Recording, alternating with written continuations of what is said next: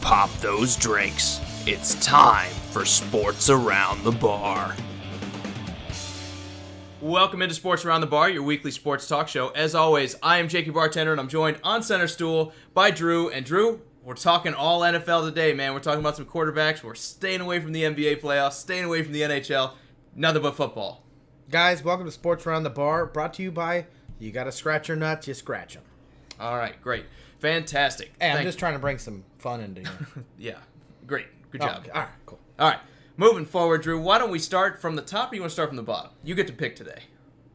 I think the bottom to the top is always the best route. All right, bottom to top it is. Why don't we start with, by category, we're going to go with our F-graded quarterbacks. These are guys that it doesn't matter what they do. They're never going to improve to the point they can win a Super Bowl. They're done. Their time is over. Basically no chance whatsoever. No light at the end of the tunnel. This guy deserves to be at the bottom, and that's where they are. And by they, I mean he, and by he, I mean Eli Manning. Ranking in at number 34 on our power rankings here. Eli Manning for the Giants. Look, whatever magic I think Eli had in New York is gone. You're not necessarily going to have any kind of renaissance out of him. He's not young enough to the point where I see some kind of improvement coming to Eli. At this point, his game's his game. You are the future of the dark side. The hate is strong.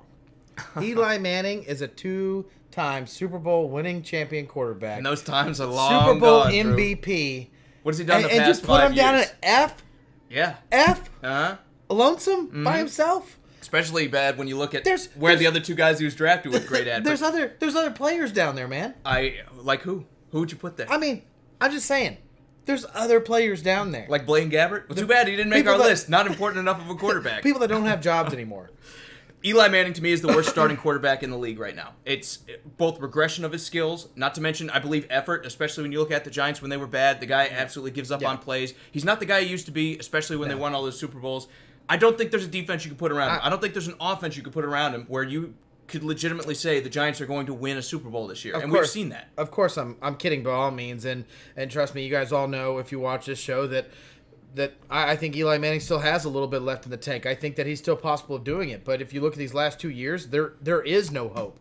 I mean, that's the reason why the Giants have moved on. You don't move on from a two-time Super Bowl winning champion. You don't move on by a multiple-time Super Bowl MVP champion. I mean, you just don't do that. And the fact that they're saying, hey, you're done, well, buddy, you're more than likely done. So it would literally be an act of a god, a miracle, to like a cybernetic arm or something. They just cut his right arm off and put a robot one on there. You bring up his want to play, his ability to still do it. I mean, when you watch him fall on the ground before the hits hit him, and I get he's saving himself, he's trying to stay healthy, but you know what, man? This is football. Sometimes you got to make a play. You got to make something happen. This is what happens, Maybe you duck the guy or you try to move out of him. I mean, no one's expecting you to, run 50 yards, but maybe that first guy misses. Maybe you have a chance to go to the your next target.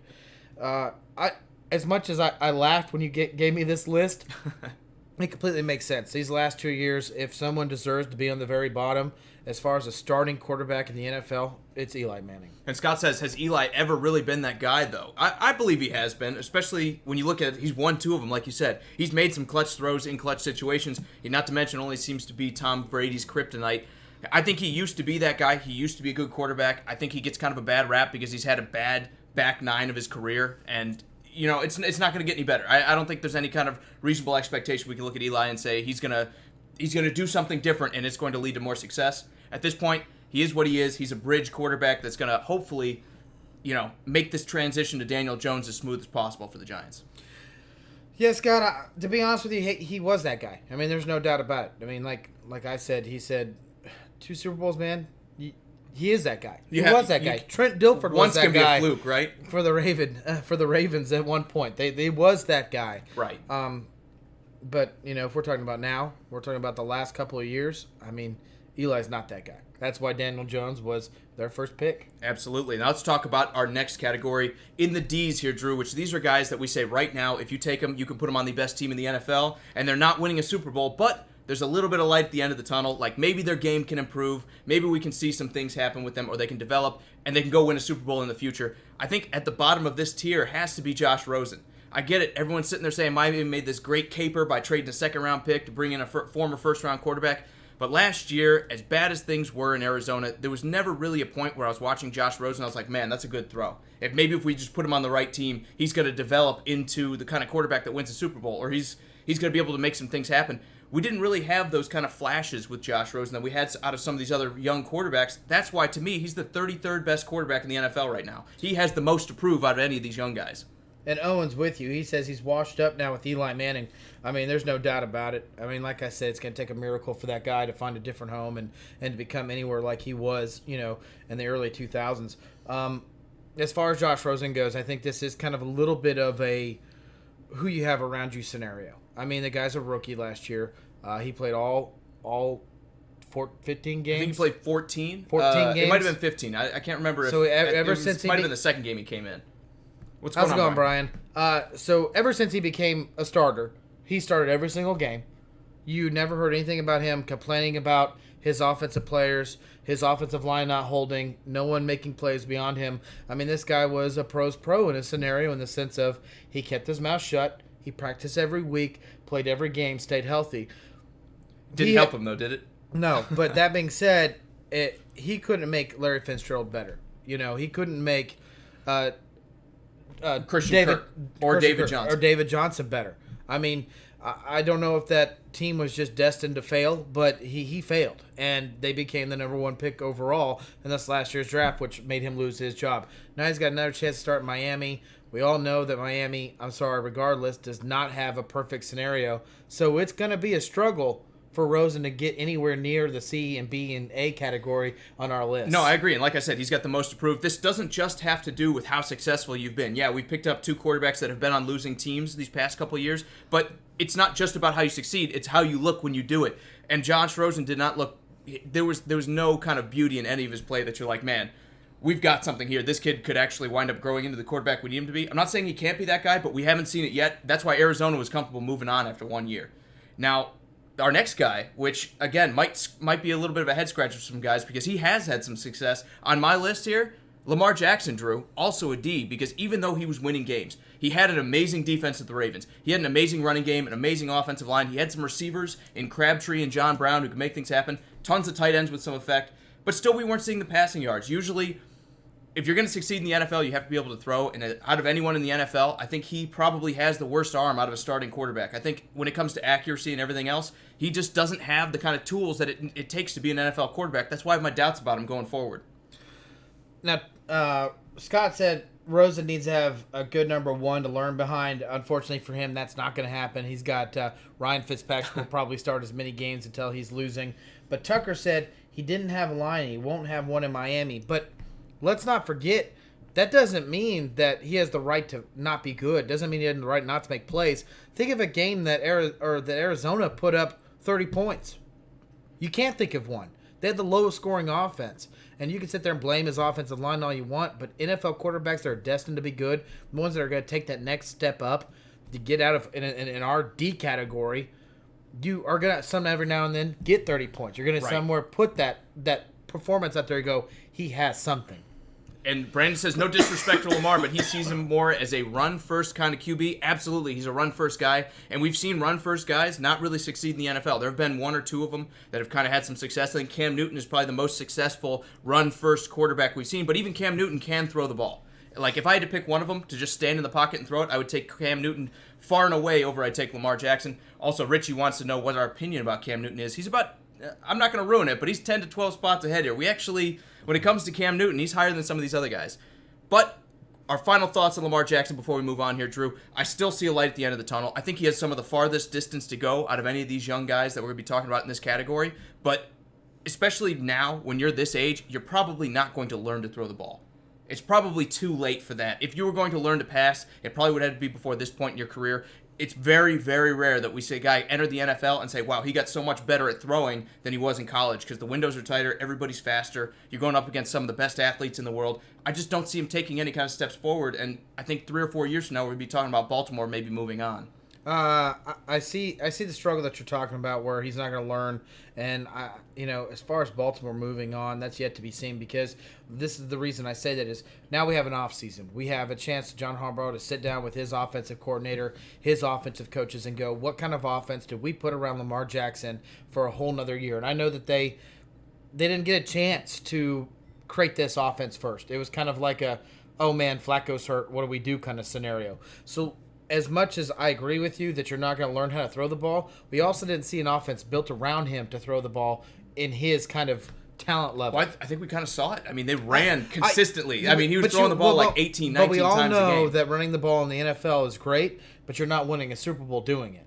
So you got to learn at some point in time how to throw this ball. I don't know. Denver kind of did. They kind of became more of a running team when Peyton Manning basically couldn't throw anymore. We saw Carolina get to one. And I know they lost. The Super Bowl they won, Peyton Manning was throwing the ball. Well, no. The one that they won, he was not. That was the one where he was injured. They lost one to Seattle where he was throwing a little bit better. No, I got you. But we've seen Seattle, which was a historically running team, do it. I think you can do it. But you're right. There needs to be some threat of the pass. Otherwise, everyone's going to stack up. I still think when you give him a chance to get an offense built around him, it's going to be changed a little bit different. I mean, there's no doubt about it. Lamar Jackson struggles throwing the ball. Let's not get that confused. But the thing is, look at what they were doing prior to that. Joe Flacco was airing the ball out, big giant bombs with the biggest arm as he has, accuracy. John Brown looked good. Crabtree looked good. And this is the guy we've been dogging for years. And everything was turning around. I agree. And it was going great. And then all of a sudden he got hurt and you had to put in Lamar Jackson, who doesn't have that arm. So it is a little bit of a different change. This year is going to be a little bit of a struggle. Even though we have him on the D list, I think he has actually a possibility to move up a little bit. I know you're a little bit more down on him than I am. I'm very down on him, but I do believe he's got a little bit of upward trajectory. I think he could get better. We could see a better version of Lamar Jackson in the next couple of years than what we see right now. The question is, what's the ceiling? I don't know, Drew. That's my biggest question, too. What is the ceiling here? Yeah. Let's move forward, though, and talk about Jameis Winston at 31. Again, still in the D category. He's probably not winning a Super Bowl. I think you could put him on the Chiefs right now, and they probably still don't win. Or you could go put him on the Bears with a great defense. You're probably not going to win with a guy like Jameis Winston. Too many mistakes has been kind of the keynote to his entire career. He's a guy that cannot seem to stop shooting his team in the foot at those important times. Now, I get it. He puts up numbers, right? We've seen him put up 400-yard games like it's nothing. The problem is he'll throw 2 touchdowns and 4 interceptions. He was part of the number 2 passing offense last year. Absolutely. Now, Scott also said Peyton could outthrow Lamar Jackson right now. Maybe not at 42 or whatever Peyton Manning is. I don't know about that, but I get what you're saying. But Brian's in agreement with us with Lamar Jackson. He says lack of arm strength and not accurate. It's going to be a struggle for him to find his stepping. I mean, that it's. I'm telling you right now, let's give it one more year. I'm not saying it's going to be perfect. To be honest with you, John Harbaugh never really had to deal with a quarterback that can't throw the ball. He's had Joe Flacco his whole entire career as head coach with the Ravens. Let's see what this offense can do. But luckily for him, he's got a great defense, or it was a great defense, and let's see what comes from it. Back to Winston. This is your favorite quarterback here, right? Do you see any kind of developmental traits? My favorite. Exactly. Totally. Do you see any kind of developmental trait out of Jameis Winston? Is there some kind of light at the end of the tunnel for him? Because we do have him in the D category. We're not giving up on him like Eli. Even though he had his best career last year, which he didn't play the whole 16 games because he can't keep himself out of trouble. No, I don't believe in him because he had 3 years prior to that, and all he could do is turn the ball over. And I'm not saying that fluke interception. What I'm saying is when the pressure's on him, he gets hit, and he throws his arm back, and he throws the ball straight in the air. Or he's running for a first down, and he has one arm on the ball, and he fumbles it when he gets hit. I mean, this guy consistently finds a time where it's crucial to hold on to the ball and releases it and gets a turnover. And for a quarterback to... Sometimes quarterbacks just don't know how to not turn the ball over. Right. And I really honestly think Winston is one of them. Absolutely. And Richie kind of agrees with you. He says the problem with Winston is consistency. And you're absolutely right, Richie, because there will be times where Jameis Winston looks pretty good, right? He'll go out and throw for 300 to 400 yards, and he'll throw a couple touchdowns. But then the next week, he's back to throwing 3 picks. And you're down in the 200 yards because for whatever reason, you've been game planned, or he's just not feeling it that day. Jameis Winston, again, he's Jekyll and Hyde. He's a guy that will put up some good games, and when you see those good games, you want to believe in him. That's why we have him in the D category. But those good games are too few and far between, right, Drew? I mean, we're talking about maybe 4 games a season. He'll go and look like an almost an elite quarterback, right? And then the other 12, he'll look somewhere in the middle to absolutely terrible. Yeah, and Brian goes back into Jackson saying that Jackson will be an underneath route and screens. No doubt about it. He's going to be an RPO quarterback 100%. Right. It's going to be a play action kind of scenario always. I highly doubt they're going to put 5 wide receivers in him and shotgun and moving forward. The other problem with that, though, just really quick going back to Brian's point, is when that's all you do, defenses will cheat up, and when you make mistakes on those kind of plays, your underneath routes and your screens and everything, that's how you give up 6 points to the defense. I think by week 3, 4, 5, if the Ravens don't at least test the ball down the field a little bit, we're going to see some defenses that have scored some points against them. So I don't think it's something you can only do. I understand the RPO is very effective. I understand that you can have some kind of effectiveness with the short passing game, but once in a while you need to take shots and have that deep threat ability to try to push some of these secondary players back. Otherwise, like I said, you give up pick sixes. You wind up with fumbles because the guys are getting hit too quick. I really do believe they're going to have to do some creative stuff in Baltimore to have some offense. Absolutely. Let's go back to Winston. Austin says, if he does not succeed under Bruce this year, I bet Tampa goes in a different direction next year. No doubt, man. There's no doubt about it. They picked up his 5th-year option. That's going to be the highest paid he's ever been in his contract in the NFL. You're talking anywhere for a starting NFL quarterback around $20 million plus now. It's 20 and change. Yeah, I just looked at it the other day. Him and Marcus Mariota will be making 20 and change with this salary cap. So there's no doubt about it that if he doesn't work out, he's moving on. And to be honest with you, and I said this in many shows prior to this, we're not just talking about a good season. We're not just talking about a great season. We're talking about an MVP caliber season. In my opinion, is the only reason the Bucs should keep Jameis Winston there. And I've kind of disagreed in the past. I said if he has a very good season, especially with all the holes that the Buccaneers have in the rest of their roster, if he has a very good season, I think they will give him a prove-it deal. They'll give him a 1 or a 2-year extension, maybe even up to 3, where it's escapable towards the end. And it'll just be more prove-it time for Jameis Winston. But you're right, they're not going to go give him a 5-year contract. He's not going to go get Derek Carr money or Russell Wilson money. He's not going to get that major extension, no matter how good of a season he has. I don't even believe, even if he comes out and he's the MVP next year, that they'd sit there and ink him to a 5-year deal and say, hey, forget it, this is what we're going to say. Maybe if he's MVP. But they almost have to at that scenario. Moving forward, though, let's talk about our 30th ranked quarterback here, my guy, Marcus Mariota for the Titans. And this is pretty disappointing. I mean, when you look at guys that have gone 1 and 2 in successive drafts with him and Winston, it's pretty disappointing to see both these guys this far down on the list. I mean, usually you'll see a bust or 2 out of a draft, but it's almost like you can take that entire 15 draft and throw it out the window. There's no doubt about it. This guy's struggled a lot, not only to stay on the field healthy, but also pocket presence. He has a struggle realizing when that pressure's on him, when to release the ball, but then he has glimmers of just of great plays. On his feet, with throwing the ball, either or. It seems like he seems to make it happen every now and then. The problem is, again, consistency. It's not there. And when you throw health in the issue, because Jameis Winston hasn't had health issues. His problem not being on the field is the fact he can't stay out of trouble. Mariota throws in the curveball of, I can't stay healthy. Absolutely. So when you have inconsistency with health issues, it really makes you stay down there. No, I totally agree with you. And the other big issue with Marcus Mariota, I think, is, like you said, he will show up at times, which makes this decision difficult for the Titans, where he'll have games like this year when he played the Eagles and he threw for 350 yards and 4 touchdowns, and he was really clutch in those moments where you really needed him to be there, throwing into double coverage, making things happen. But then the rest of the game, he doesn't do anything. His problem is he does not succeed in the mundane moments, so you never blow anybody out. You never get ahead. That's why you're winning these games 16-13, because he can't seem to get anything done in the first, second, third quarter until you sit there and put the pressure on him. The problem, the reason we kind of debated whether it was him or Winston is because, like you said, Winston, he's been more consistently healthy. He's had some of those flash games as well. I think the reason I have to put Mariota just a little bit ahead of him is even though he's had a better defense, even though he's had better receiving weapons at times than Jameis Winston has had, you still got to look at the team as a whole. Marcus has succeeded, but he's also got things done in clutch moments. We haven't really seen Winston have those clutch moments in the pros where, you're going to you need this win to get in the playoffs, or you're in the playoffs and you need something to happen. He's never had one of those moments that you can build a career on. Right, and Richie is saying it just seems like Marcus is still playing at the college level.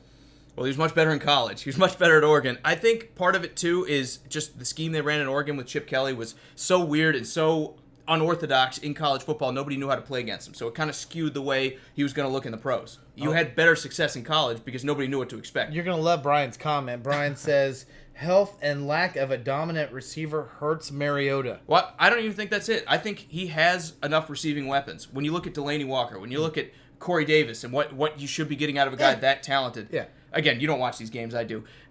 When you look at the guys they put around him, I don't think that's an excuse anymore. If you asked me that 2 years ago, I would probably agree with you. But at this point, they've invested heavily in the offense. It doesn't matter how many weapons they bring in. It's always, they never really seem to work out. Well, at some point, there's one constant there. It's Mariota's the one throwing him the ball, and he can't seem to get it done with any of these guys. Well, let's be completely fair to Marcus Mariota here. He has not had a healthy DeMarcus Laney and a good Corey Davis playing at the exact same time multiple games. And that is true. I mean, maybe next year when Corey Davis is the number 2 option, you have Delaney Walker out there soaking up all the attention. We see that explosive And now year. you picked up a receiver, too, in the draft. Absolutely. And Adam Humphries coming in. It's like they have done nothing but add weapons for this guy. So to me, that excuse has gotten... It's expired. It's no longer you have an weapons. excuse. Exactly. You have weapons. If you don't get it done here in year 5, you should have got it done in year 4. But if you don't get it done in year 5, I don't want to hear any more of this. The Titans don't have any weapons. It's the Titans don't have a guy to get those weapons the ball. Richard says he has Walker, no excuse. He didn't have Walker all of last year, so there is one excuse for 1 year.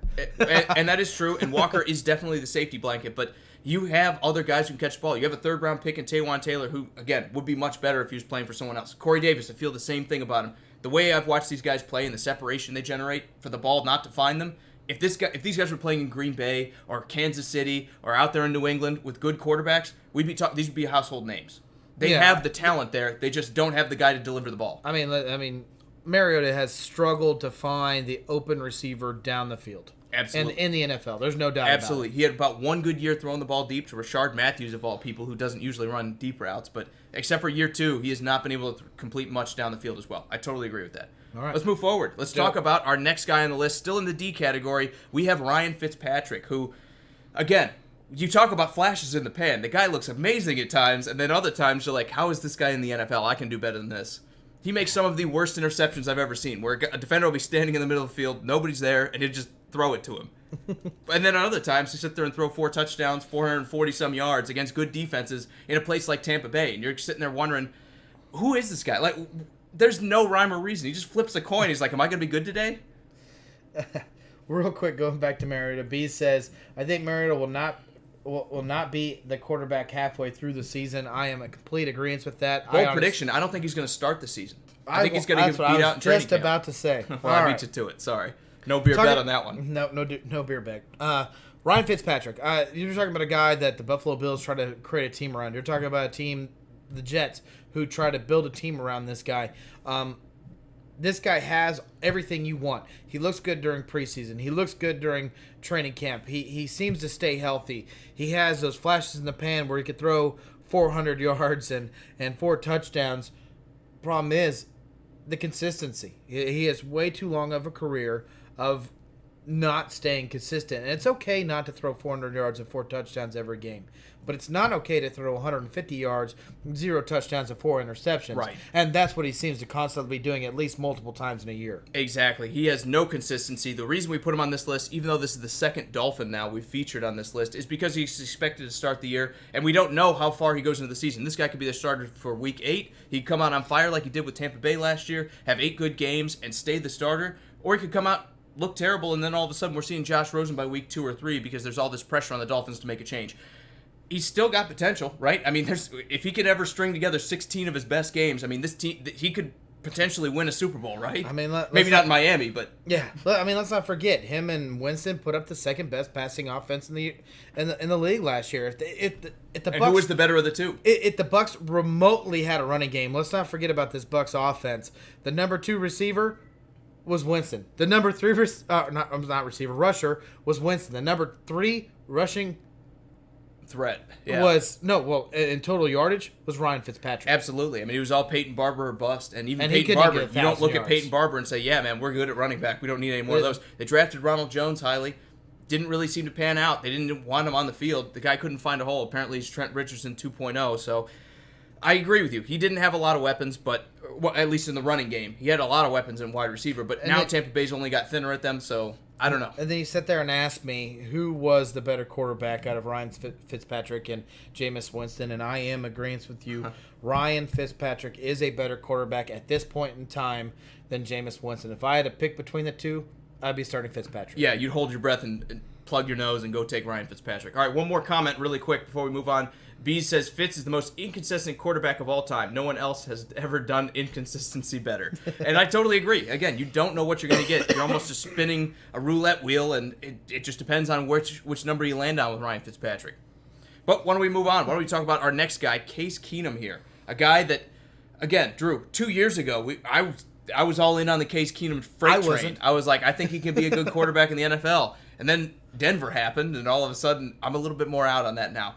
I still believe this guy, if you make it the perfect scenario for him, if you wind up on a team like the Vikings that have great receivers, have a great running back, have a great defense, we can still see him shine and look good at times. Do I think he's winning a Super Bowl? No, not even with that squad. I mean, there's a reason that the Philadelphia Eagles dominated them in that NFC Championship game. Right. I think this guy, again, is just another bridge, but a bridge that the Redskins are lucky to have.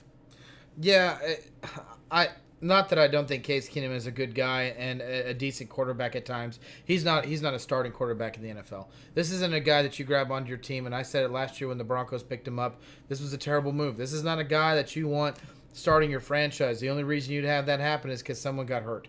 And I think it was proven. As great as Minnesota was 2 years ago when he had that, he was also thrown to probably the best duo of receivers and one of the best tight ends in the NFL when he did it. And that defense was completely on fire. It was had everything going.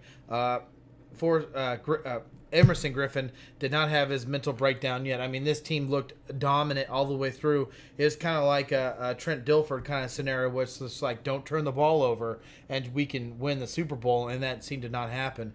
That being said, him and the Redskins and what the Redskins have on offense, he's going to struggle. Absolutely. He doesn't have those weapons anymore. He actually had more weapons in Denver than he does in the Redskins, and I don't see him doing well at all. The only plus I'll say is he's going to have a better running game than he had in Denver, even though Phillip Lindsay was good at times, and he's going to have a better offensive line as long as some of those guys can stay healthy for the Redskins. So maybe Case Keenum can kind of revitalize his career. But regardless of who's under center, whether they go with the rookie Dwayne Haskins early or not, I don't think Case Keenum or I don't think any of them are going to have a lot of success because they don't have the weapons to kind of complete these passes to. Now, Richie also says Keenum is a solid backup at most. He's better than a solid backup. He's better than every backup quarterback in the NFL. The problem is he's probably not much better than a lot of these other starters, right? He's somewhere in the middle of that starting quarterback to backup range. Well, Austin's agrees. He said the Vikings' talent made him look better than he actually is. A solid backup, though. I agree. I think he's just a backup. I think there are a lot of teams that would like to have him as a backup quarterback. I think he could play almost till he's 40 years old as long as he stays healthy, but he'll never start again. Realistically, unless he's... I bet you he starts this year. I bet you they probably don't go Dwayne Haskins from day one. I wouldn't. If my receivers look like that... What I'm saying is he shouldn't start. How about that? Okay, fair enough. Then again, not every team can be the Redskins. Let's move forward and talk about the last guy in our D category here, Alex Smith. The former Kansas City Chief, how far he's fallen since the 17 season where he absolutely lit up the board, and we were talking about him being an MVP candidate and everything. Mm-hmm. I mean, is some of that attributed to the Washington Redskins not having any receivers? I mean, Josh Doxson, their leading receiver, has yet to have a 100-yard receiving game. So there's no one to throw to. No, you're 100% right, but let's not forget that this Redskins team was 6-2 before he got hurt. Even though he wasn't putting up amazing numbers, which he's really has not done consistently. But this is a guy that doesn't turn the ball over. This is a guy that plays smart football. So he relies on a great defense, a good run game around him, which the Redskins gave him. Problem is now he's injured. Mm-hmm. Question is how much is left. I mean, this was a significant injury. The break was absolutely terrible. There was an infection. They took a chunk out of his leg. More than likely, he's not playing at all this year. So the question is when he comes back at 35, 34, whatever age he is when he comes back, how much does he have left in the tank? So when you talk about a team that has everything going for him, worst case scenario, Bees, you'll love this.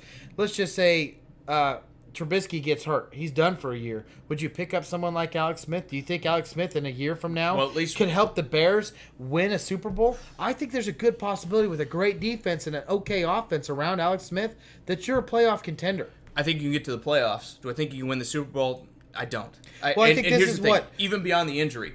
Like, we saw, like you said, you went 6-2 with the Redskins. This is our last guy on the D list. Right. So he's right there on that cusp of C where it's just like, if he could, if he gets everything around. Exactly. And I agree with you. Yeah, I mean, he's on that kind of cusp, but there's a reason we put him in the D category instead of the C.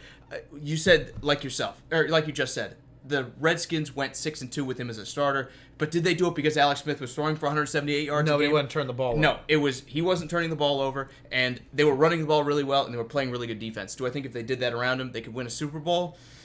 It would be very, very difficult. Maybe if you had the best running game in NFL history and the best defense in NFL history, that could power you to a Super Bowl with Alex Smith just not making mistakes. A team like the Bears could do it.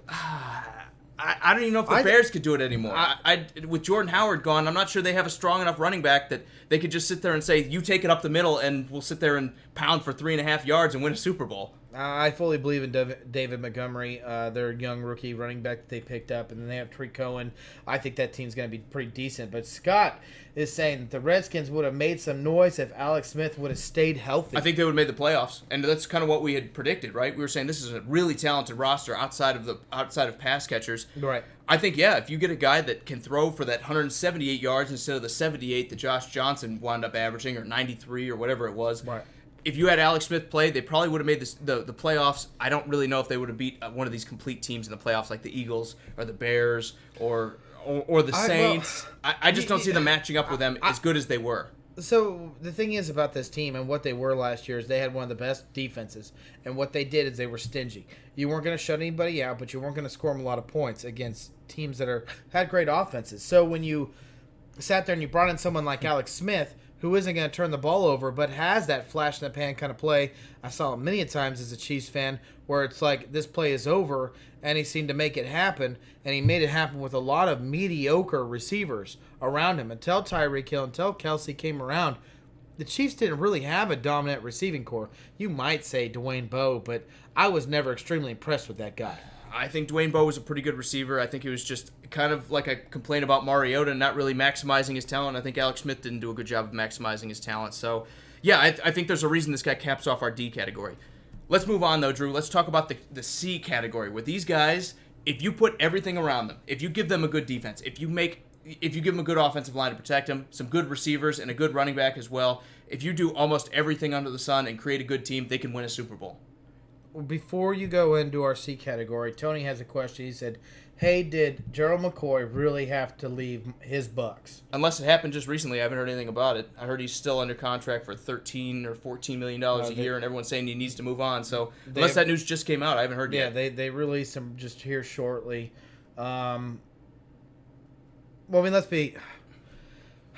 Dude, you're not going anywhere. This is the time to purge a little bit of salary, especially when you're challenged like the Bucs are with cap space. You got to do it because they got to sign some rookies. There's no doubt about it. He's a leader on that offense or defense. He was a leader in that locker room. He was definitely a vocal leader, but he hasn't really stayed healthy. He really hasn't been what he was prior to a couple years ago. And you're right. When you talk about a team that's literally in the whole rebuilding process, maybe right now is not the best option for McCoy. Especially because he's 31. If the kid was 26, we'd be in a different spot because you can sit there and say, look, 2 or 3 years from now, we're going to be pretty good. Or we should expect to be pretty good from now. Right now, at 31, by the time you're good, he's not going to be. It's okay to move on from him at this point. Yeah, this season is going to be rough, right? And no Pierre-Paul, now no Gerald McCoy. It's going to look ugly on that front seven for Tampa.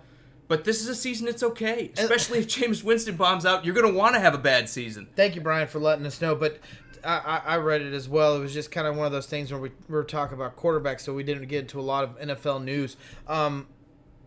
I just honestly think this is a whole new era. It's a whole new era for Tampa Bay Bucks. And as much as McCoy did great for them when he was early on in his career, what has he got left in the tank? The guy can't stay healthy. The guy cannot stay healthy. And more than that, they can't seem to put any good players around him. I know Pierre-Paul had 12.5 sacks last year. You have a young guy in Vita Vea. If you fully believe in your first round draft pick last year who got hurt and then played a majority of the season, this is a guy's opportunity to sit there and hey, it's your time to prove it. You no longer have McCoy there. It's your turn.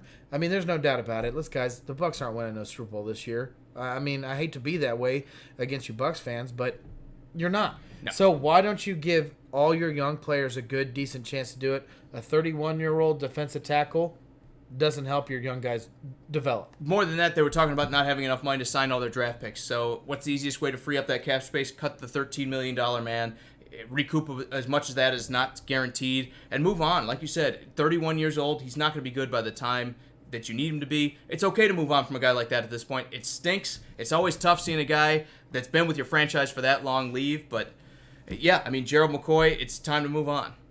Brian said someone will sign him. I completely agree with that. And Scott says Colt McCoy has a perfect name for his next job. A Texas high school gym teacher. Oh, Thanks, come on. Scott. He'll be a quarterback coach for some high school, right? Someone will pick up Colt McCoy. But he's still a Redskin. Like, they haven't moved on from Colt McCoy, even though he broke his leg. I even heard that big news flash from a couple days ago saying he'll be ready for the beginning of the 2019 season. Fantastic. So if they don't like... If Dwayne Haskins comes down with some kind of, like, mysterious illness from the Amazon or something... If they don't believe in in where he is right now, Haskins, or where he is in 8 games in the season, McCoy will start. Yeah, okay. I said if. All right, I'll buy it. I don't know If that anyone has that development patience. isn't there where they want it to be, Colt McCoy might start. Drew, we got to move on. Are you ready to go back to quarterbacks? We need to. Let's talk about Joe Flacco leading the way at the bottom end of our C category. If you put everything around Joe Flacco, he can win you a Super Bowl. Yep. And we've seen him do it, right? Yep. He had an all-time defense in Baltimore. He had Ray Rice, who was still playing really well back then. He had a great offensive line. Maybe not so much at the wide receiver, but he had as close to a complete team as anyone is going to put together, and they won a Super Bowl. Do you still think he has that potential? It would literally have to be another one of those top 10 all-time defenses ever in the NFL for Joe Flacco to win. So Denver right now, right? No.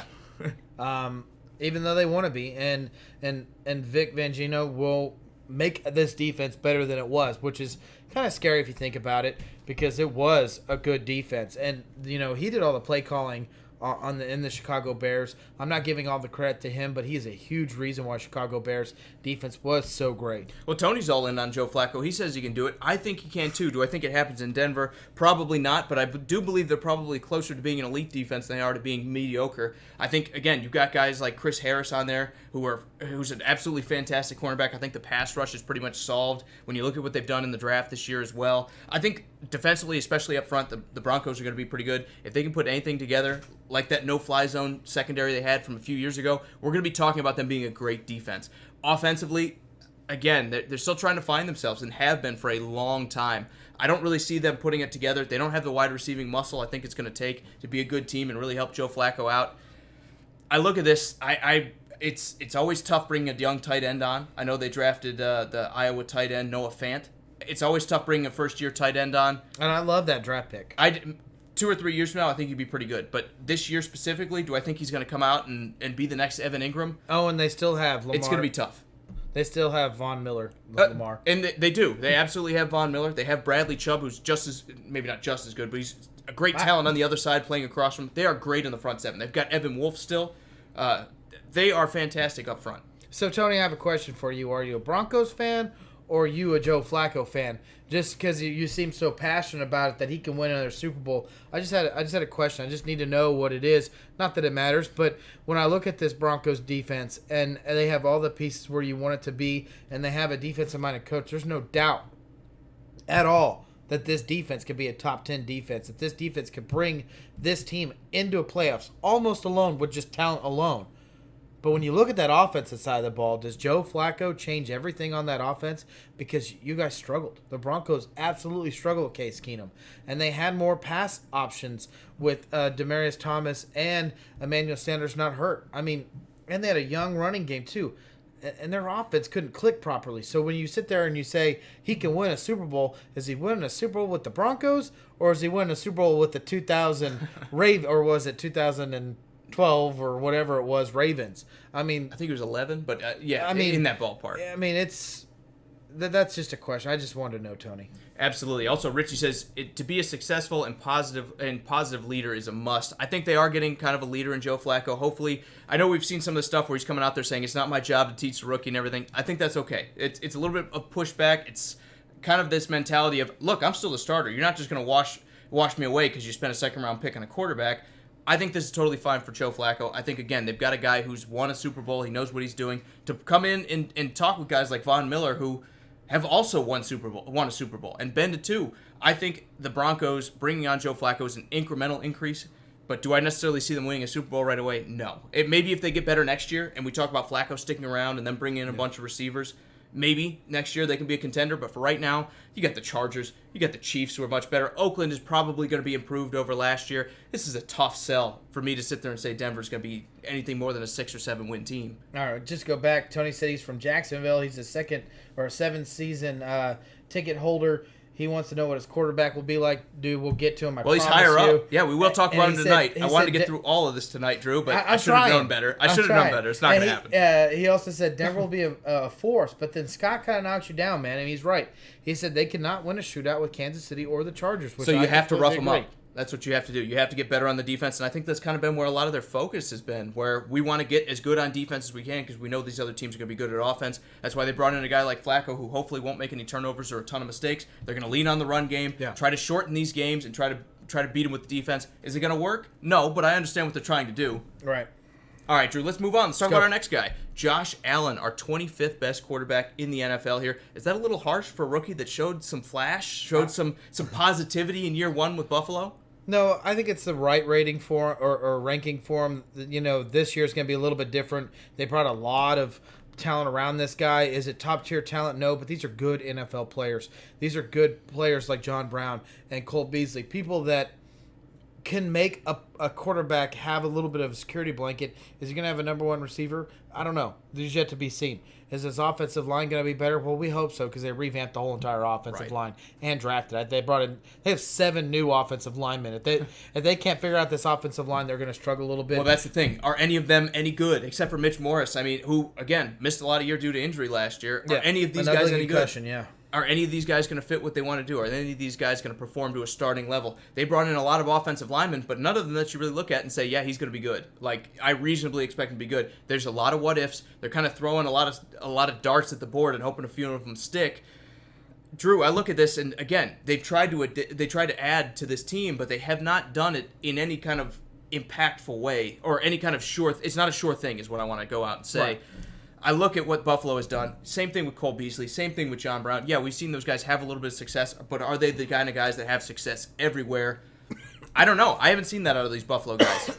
I think Buffalo, again, has a lot of question marks here. Yeah, they've tried to improve, but there's a very good chance we talk about them being just as bad or worse at some of these positions than they were last year. Austin says he needs to work on accuracy with all the arm strength in the world. It doesn't matter if you can't hit your target. Absolutely, and that's why he's lower than some of these other guys on this list, because just like some of these rookie quarterbacks we'll be talking about here coming up, they've shown that even when things are bad, even when I don't have weapons, I can be accurate at times. I can make some throws that you want to see out of a young guy. See you, Tony. Thanks. Absolutely, man. Good to see you. That's why we saw a guy like Josh Allen drop a little bit farther. Even though he won some games with his legs, you need to throw the ball as a pro, and he just didn't get it done in the passing department. There were some games he was winning where he was throwing 80 or 90 yards, and yeah, you can blame the weapons, but a lot of some of the blame falls on the quarterback's shoulders too. If you deliver the ball, they're going to be open and they're going to be there to catch it too. Yeah, no doubt about it. Scott goes, quick passes to Beasley will help him out. This is going to go right back to my scenario with Lamar Jackson, and yeah, they started him. Josh Allen out as the starting quarterback this last year, but now he's got another year behind him. And let's be honest, his receiving corps last year was not impressive at all. That's the reason why they let Kelvin Benjamin go throughout the year. They're going to bring in guys, like I said, that aren't going to tear up the world, but they're pros. They're guys that are going to come in, they're going to practice. They're going to play 16 games for you. They're going to try to stay healthy and be healthy for your quarterback to learn and develop around him. Does Josh Allen's accuracy surprise anybody? No, that was the huge question mark around him coming out of college, going into the draft, is what does his accuracy leave on the table? But guess what? He didn't really necessarily turn the ball over an extreme amount of times. When that guy didn't see anything open, he moved with his legs. And guess what? That guy can move and did a lot of damage especially with his for legs. his size. He moves very, very well. Also, Brian says Josh Allen's best game was against Minnesota. He has potential, and we kind of agree with you, Brian. That's why we have him in our C category, where this guy, if you put everything around him right now, could probably win a Super Bowl. Like I said, if you put Kansas City's offense and Chicago's defense out there with him, this guy could lead a team to a Super Bowl right now. Do we see him getting better in the future? Probably a little bit, but again, the hardest thing to build is accuracy as a pro quarterback. Do I see him making some overnight switch to being, Aaron Rodgers and being incredibly accurate? Probably not. He has more building to do than a lot of these other guys in this list, which is why he fell all the way to 25 for us. Well, let's go and move on to 24. And this was a little bit surprising to me. We had Andy Dalton at 24. I mean, you're talking about a guy that's literally started almost every game of his career until these last couple of years. We got a little banged up, but you're talking about that he's very consistent. He's always set himself around kind of the average to mediocre quarterback levels, but never really got past that first playoff win. Always kept getting there, but couldn't do any more. Now he's got a whole new coach set up. I mean, this is all different now in Cincinnati. Does this not help him? I think Marvin Lewis out of the building probably helps this team. Yes, absolutely. I think they get better, even regardless of how good their new coach is. I think when you look at the Bengals, they needed a change. They were way too complacent, and they let the roster fall apart. That being said, man, he's got no defense right now. So I'm not going to sit there and, if they don't have success this year, point the finger and say, well, now it's time to get rid of Andy Dalton. Let's face it, the Bengals are like teams like Tampa Bay, where we're looking at this roster and we're like, they are not going to compete. That being said, Andy Dalton, despite that roster being in shambles last season, made a lot of things happen with guys like Tyler Boyd. A.J. Green, when he was healthy, was really good with Andy Dalton, even though he always has been.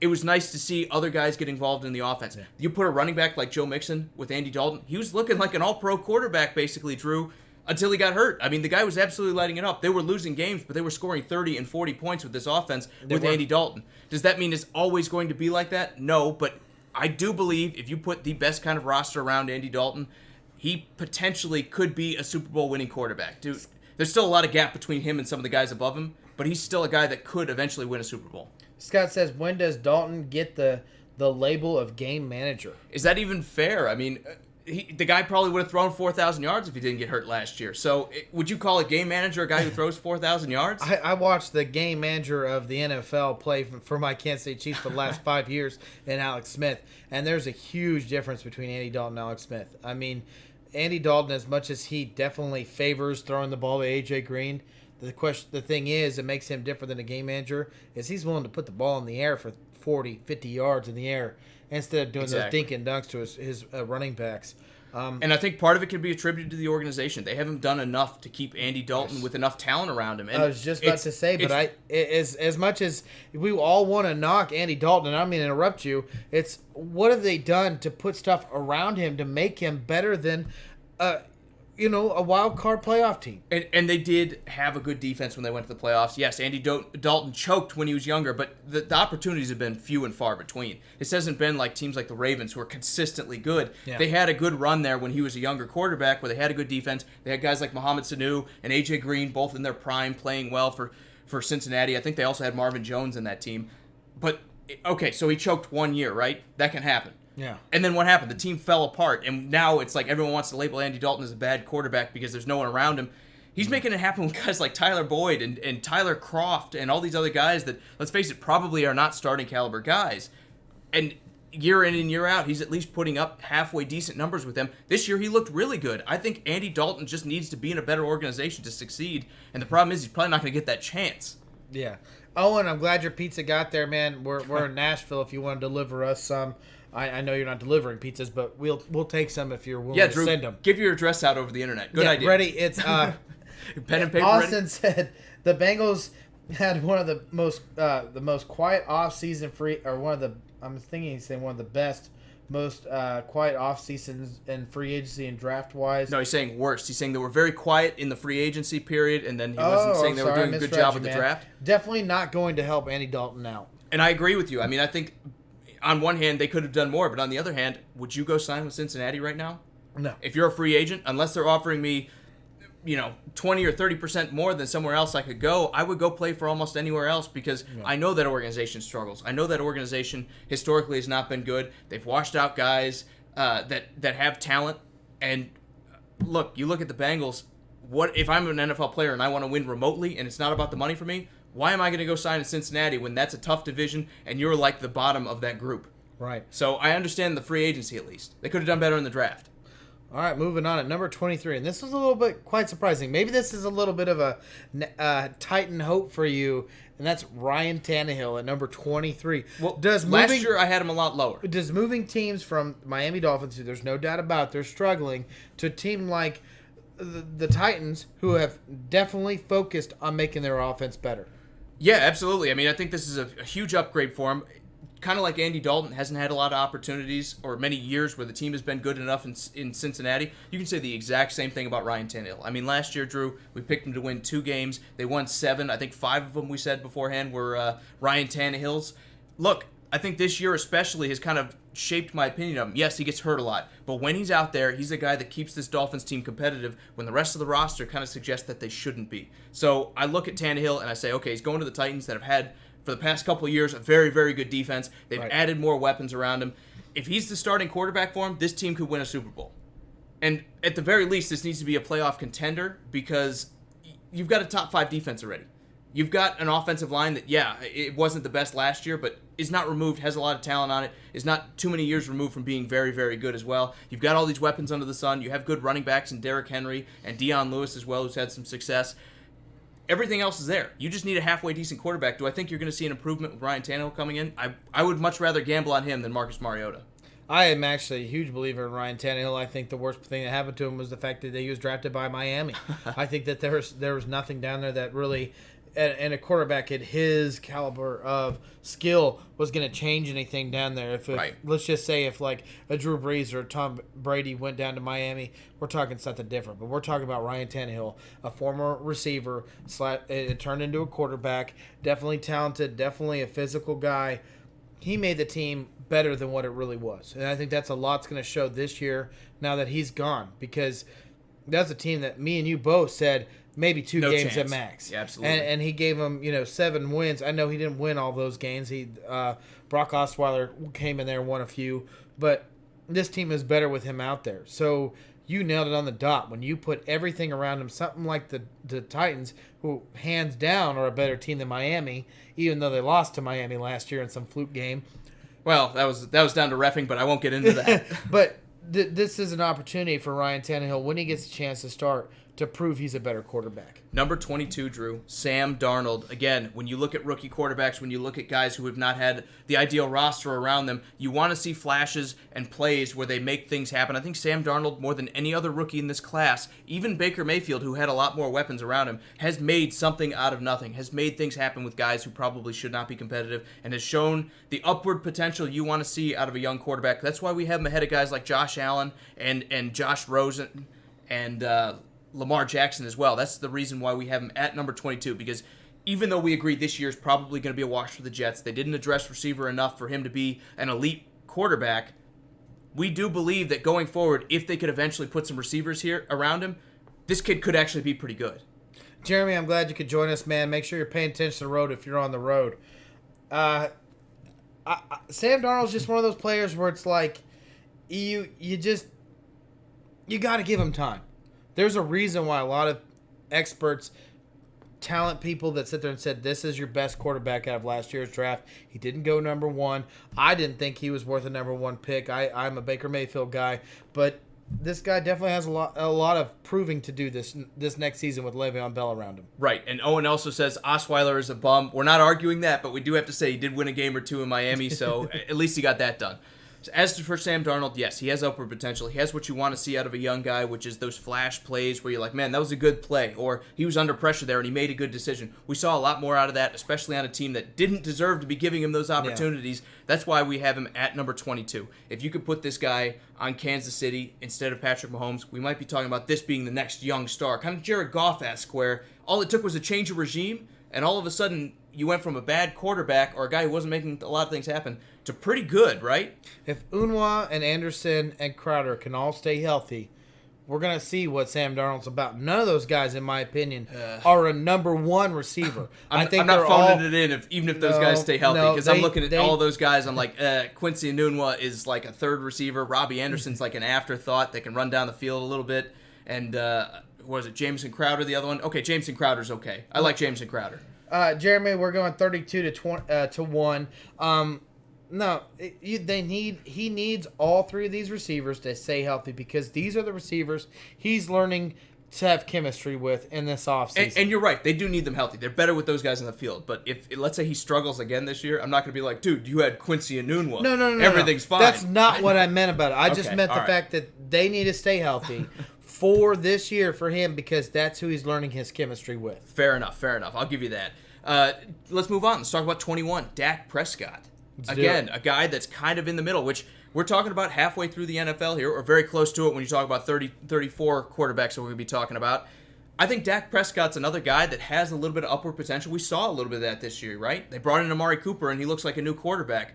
Does that make him a $30 million man? Of course it doesn't. Are the Cowboys probably going to pay him that? Of course they probably are. He will be the highest paid quarterback when they pay him. But the problem here is he going to be one of these other guys, or can he eventually develop into one of these guys to be worth that money? And I just don't think so. I don't think you can take him and put him on a team like New England last year, where the talent wasn't necessarily there, and they still get the job done. And to be honest, that's not a knock on him. That's not sitting there saying that he's not... Oh, hold on. Let me rephrase that. He is not worth being the highest paid quarterback in the NFL. He's not a Russell Wilson. He's not an Aaron Rodgers. He's not a Drew Brees, a Tom Brady, a Patrick Mahomes. He's not there. But he can possibly be in that cusp of that next guy where it's like, when do we give Dak that? Because everything that's around him, the way that the Dallas Cowboys are giving him that talent, he's got one of the best offensive lines. We saw some regression. One of the best offensive lines. We saw some regression last year. Arguably the best running back in the NFL. He's got a number one receiver. If he stops hitting people, I just heard he got arrested for pushing another guy down. He'll be fine. I hope so. And he's got... I think Goodell's out for blood. He's got a number one receiver, and they're trying to get Allen Hurns there and try to get him... Well, he's already been there, but try to get him figured out. And you also have the tight end that just came back. Jason Witten. I mean, this is a season where it's like, dude, if you don't put up 40-plus touchdowns and 4,000 yards throwing the ball... Maybe you should not be your quarterback. First off, it's not going to happen. Dallas doesn't throw enough for that to happen. I understand that. And I get what you're saying. I wouldn't want to pay him either. But Dallas has a tough decision here because he's not a bad quarterback. I don't think Zeke will miss any games, man. I think he'll miss a couple. I think probably Roger Goodell is going to sit there and say, you have a history of it. I'm going to suspend you because I don't want to look soft on guys who are out there doing stuff. Well, let's not forget he got handcuffed but not arrested. And I agree. I'm not saying he should. I'm saying, what do I think will probably happen? I think Goodell's probably going to go after him. I don't know how many. I'm going to say 4 because, again, it's not as bad as some of the other stuff. I hope not, but we'll see. As for Dak Prescott, my final thought on him is, look, regardless of the money, he's kind of shown that if you put some guys around him, they could be a playoff team. He's had a great defense. They brought in Amari Cooper. Like you said, now they have Jason Witten as well. If they can stay healthy and they can stay consistent, what we saw in the back 8 games after they traded for Amari Cooper was good enough to potentially win a Super Bowl if the defense is playing at a really high level. So that's why he's still in our C category. Everything's got to be perfect, but the Cowboys are getting pretty close to perfect. I mean, maybe 1 or 2 more receiving threats, but beyond that, I think they're in a pretty good spot right now. Guys, we're going to try and move on real quick on your comments. If we ignore them, it's not because we don't want to. It's just because time is getting tight. But Thomas says, bring back Josh Gordon. I tell you He'll be back. I'll tell you right now, some team will take advantage on him. Austin says, the talent around Dak makes him look better than he is. He's good, but not amazing. I think that's exactly why we have him where we have him on this list. Exactly. And so when you look at the next quarterback on this list, number 20, Cam Newton. We're talking about a team that has taken his team to a Super Bowl. We're talking about an MVP of the NFL. But why is he so low on our list? Because it was a fluke. And it's not to say that he doesn't maybe have that in him again. Maybe you have one more fluke year in there. But if you look at the rest of his production, his completion percentages, everything else, they dropped significantly from that MVP year. The consistency is not there when you want to talk about the top-end ceiling we saw out of Cam Newton. Not to mention he's getting older. He's coming off a major injury here this offseason with his shoulder. And running quarterbacks tend to not hold up to the test of time. I know Cam Newton's a very big guy, but it doesn't matter how big you are. When you're getting hit by 300-and-some-pound guys consistently game in and game out because they want to run the ball with you, you're just not going to have as long of a career. The older Cam gets, I think the less likely he is to win anything as opposed to some of these other quarterbacks that the older they get, the more experience they get, it doesn't seem to have that big of an effect on them. I don't see Cam Newton as that guy, and I believe now we might be over the apex of his career. We might have already seen the high point where that was the best you were going to get out of Cam Newton. Going forward, you probably are not going to replicate that. Just final thoughts on Cam Newton. Let's look at this offense and what it was. When he was an MVP, they had all these big receivers around him. They didn't really, even though that run game was good with D'Angelo Williams and I'm blanking on the other guy, Jonathan Stewart. It was, a run first thing scenario. But when he had the chance to throw the ball, it was to big receivers. Now when you look at Christian McCaffrey, you look at these smaller, fast receivers. It's almost like a small step to get away from Cam Newton. So we're going to take our next big leap in here and go into number 19, Mitch Trubisky, the Bears I think quarterback. Bears fans are going to kill me for this one, but I had to put Mitch Trubisky at 19 here, Drew, and the reason I did it is because, yes, he's had some fantastic games where he's showed up and he's looked really good, but the rest of the season, I mean, you take those 2 or 3 games out of the mix, he's pedestrian. He's kind of like Dak Prescott in the fact that he's not necessarily impressive all the time. He's had some good games. I'm not going to argue that. He's done well, but he has a great offensive line. He's had 2 good running backs. I think we saw him lose one with Jordan Howard moving off of the team this year. But they drafted a good one. Allen Robinson, I was saying from day one when they signed him, is going to be the number 1 wide receiver for this team. He's totally lived up to that. I think they've got some other guys like Miller on there that are really good as well. I think you look at this team he's got, this is pretty close to a complete team, Drew. And the fact that we saw them fall short, I get it was only by a field goal. They've had some games that were closer than they probably should have been. If this was Matt Ryan on this team, if this was Phillip Rivers or Carson Wentz or anyone that's going to be ahead of him on the list here, this Bears team would be in the Super Bowl right now. And that's why I think you have to sit there and say Mitch Trubisky, while he is good, still needs to be in the C category where everything needs to be perfect if you're going to win, or he's going to need to improve if he's going to move up in our tiers. Will, I'm glad you could join us, man. It's been a couple shows without you. We missed you. Trubisky, talking about Trubisky and what he is to that organization in the Chicago Bears, let's not forget that this defense has been good. I mean, this has been a great defense, and they've only gotten a little bit better. Now they got a quarterback that has potential. Do I sit there and put him up at the top 10? No, I don't. He didn't put enough consistency at big numbers up there to make me go, man, when you play the Bears, you need to watch that passing offense. Right. It seems a lot to be the run game that keeps them in a lot of these games. And they kind of moved away from the run game, too. Matt Nagy has made it clear that I want to be a passing team. I want to air the ball out. And, again, even with that kind of going for him, we didn't see him put up huge numbers at times. There were times the Bears kind of had to give up and sit there and say, okay, well, we need to keep running the ball because we're not good enough to throw all the time like we're Kansas City. And Kansas City runs the ball, but I'm saying we're not good enough to lead with the passing game and then run when we can after that. So, I don't think Mitch Trubisky is as good as some of these other guys on the list here, but I still think he's, again, trending towards the top end of our C category. He's still young in his career, has a lot of time to develop and be proper. Will, we had Winston down at 31. Don't worry, he came in early because we started from the bottom. At 31. Out of 34, to be fair. Let's move on to number 18. We have Nick Foles. Do we not see a new change in scenery around him to be able to be closer to a 2-time Super Bowl champion? Nick Foles has a lot of potential. This guy could wind up being a guy that wins multiple Super Bowls, maybe even multiple Super Bowl MVPs. But the problem right now with Nick Foles is he had great years in Philadelphia, and there's something about his game that turned off every other NFL team and said, no, we don't need to sign him. He went from being a great quarterback in Philadelphia to being a backup. Does that necessarily mean he's a bad player? No, but it is kind of concerning. I think Nick Foles, we've seen him play very, very well in very short spurts since then.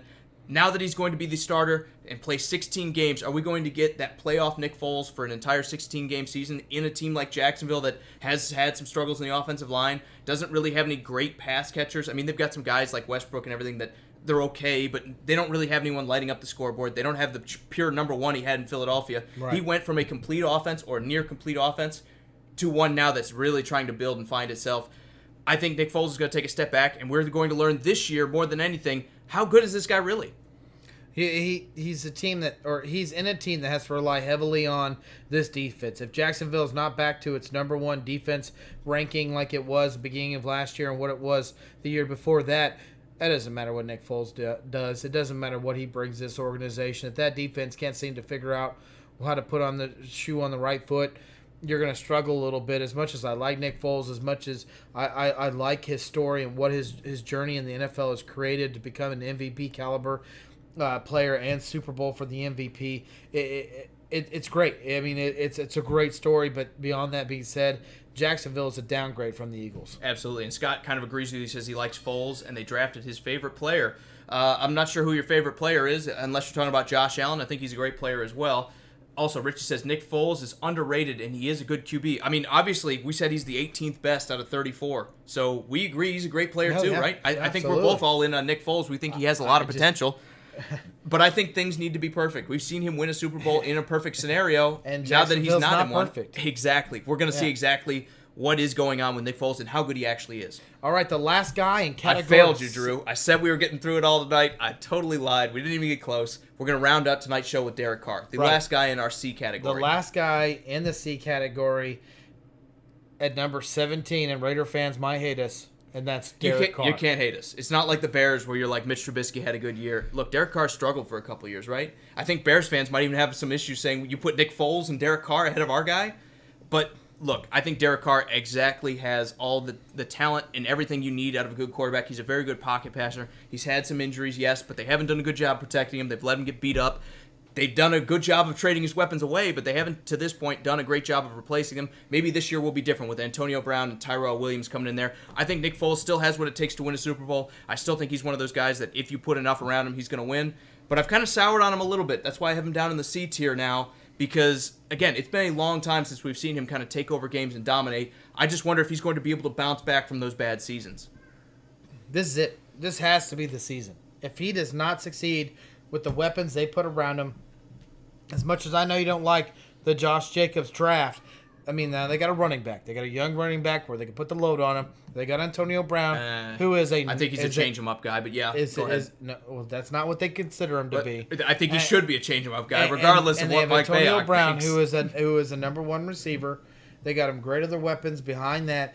This is a year that if Derek Carr doesn't improve, doesn't sit there and see above 500 and wins, he will no longer be a Raider. And next year is a lot cheaper to cut him. I mean, the cap casualty for getting rid of Derek Carr this year would have been catastrophic. It would have been somewhere around like 20 or 30 million worth of dead cap space over the next couple of years. But I think after this year, it's only 7, 8, 9 million. So it's affordable to get rid of him after this year. So I totally agree. If anyone is in a prove it year or I need to stick around year, it might be Derek Carr. And Richie said Derek is going to end up like David, inconsistency. Well, David was inconsistent because he got murdered. I was going to say, hold on. David Carr, as much as his career looked absolutely terrible, if you go back and watch those games and what Houston's offensive line looked like and what David Carr could do behind it, I mean, you got to think that, man. They had Andre Johnson, who was in the prime of his career. That guy was an elite stud. Right. They had... and just like Houston today, they had no one to block for him. The guy was like the most hit quarterback for like 3 years running or something like that. They had a good run game. Problem is, their offensive line was complete garbage. And they didn't have the defense that Houston has now. So as much as I agree with you, David Carr had a terrible career, you can't blame that on him. Exactly. It comes down to what do you have around him. And I agree. Derek Carr has been sabotaged. We've seen when he's had Amari Cooper, when they've had a better defense led by Khalil Mack, that this guy can be an MVP caliber guy, right? That he can be in that conversation. He's been to multiple Pro Bowls as well. I think he can get back there still. I think he's that guy that needs some weapons around him. But if you put that around him, if you put him in the right scenario, Derek Carr can succeed. If you don't, he's going to struggle. And we've seen that kind of almost play out over the past 4 years, right? The first couple of years in the NFL, the first 2 or 3 years, he looked like an MVP guy or at least a Pro Bowl quarterback. After that, once you trade everybody away and the rest of the team fell apart, he was terrible. Scott says Gruden is wishing for a shot at Tua from Bama at some point. He may get his wish, honestly. It's a possibility. You look at that division they play in. Brian said David Carr is still getting sacked in his sleep. I probably would too. How do you not have PTSD after getting run over that many times? I mean, let's not forget, these guys are paid killers out there. They want to hurt you. Yeah. I mean, when you get hit that many times, yeah, I'd probably still be seeing that kind of shit in my dreams too. I didn't mean to say that. No, you're good. That's great. Guys, again, thank you so much for tonight and all the likes and shares and comments. We appreciate it. We love all the love. Unfortunately, we didn't get all the way through. It just went a little bit longer. Was it my fault or was it your fault? It went on too long. It's actually your guys' fault. For all your great comments, we can't let them go past us. We have to talk about it. We love talking sports with you. That's the reason why we do this show in and out, multiple times a week. We absolutely love it. I guess we'll be back Wednesday to finish out the rest of this list, and that's okay. I'm okay with that. I love talking about this kind of stuff. I love, any kind of ranking or any kind of list, any kind of grading. I love doing all that stuff. Kind of off the scenes scenario. Maybe sometimes we'll shoot this stuff. We just want you to know, he comes over and we talk on the phone prior for him to coming over, and then you have an hour before the show that we're consistently talking about what we're talking about in the show. So it's not an hour with you guys. It's not an hour and a half with you guys. It is literally like anywhere from 3 to 4 hours in one day that we talk this stuff. We absolutely love talking it. That's why we bring you into our conversation. We love it. Don't let him in behind the curtain, Drew. Please. All right, let's keep the show secrets to ourselves. We do FaceTime. We mostly do protect. In the shower. All right. Anyway, we'll talk about that next time.